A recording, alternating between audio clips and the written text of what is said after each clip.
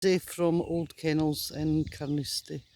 Following your email last night, which Neil was extremely upset about and remained awake until the wee small hours, he's extremely unwell this morning, I'd just like to give you some clarification. I'll do it in short sections, otherwise the files will be far too big to send. When we first approached Old Kennels with a view to buy it, this is how we were presented with the property. As you can see, there's an old gate that opens onto what is in fact our driveway. Brunton has in the past told us that he's going to take a chainsaw to all of this because it's on his land. Now, as you can see here, there's a fence, a very, very old wire fence that goes up to there. These are the spars that he's referring to.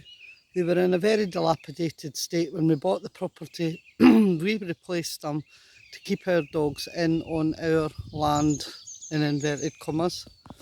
And we did nothing about replacing the original gate. This is the original gate. I'm just going to close it again because the dogs are safer when we close the gate. 2 seconds, sorry. There, gate's closed.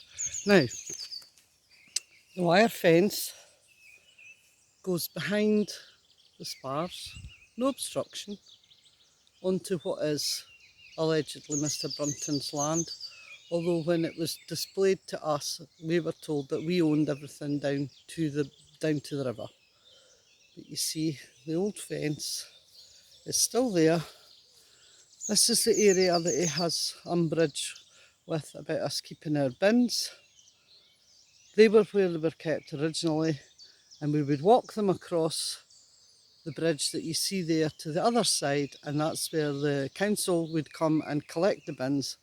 He built a second barrier further up to prevent the council from coming to collect our bins, and we now have 2 sets of bins, these ones and the ones at the very, very end of the estate out onto the main road. And I'm just going to let you follow. As you can see, the land on the other side of the fence, completely overgrown. The fence, the fence, the fence. At one point I was going to change this to a posh new one, but I'm quite glad I didn't now. Some of the dogs. The fence, the fence, the fence. Walking up the driveway. There's the house. There. And as you can see, this huge redwood stroke sequoia, there were 2 of them. Storm Arwen caused one of them to go, completely destroyed it. I'm coming up to that now. And you can see here, this is where the tree fell. We've still got the fence, the fence, the fence, the fence, the fence, and that tree that fell is on the other side of the fence. Its whole root ball, if you can imagine, took out and made a huge hole here.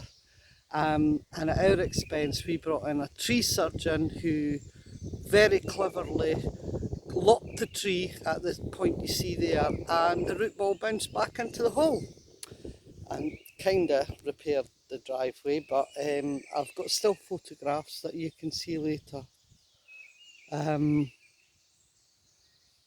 Fence, fence, fence, still the old fence, which goes behind this stone pillar, but Brunton claims he owns that pillar. It's part of the historical lock gates of Panmure. And I'll stop this now because the file's getting big.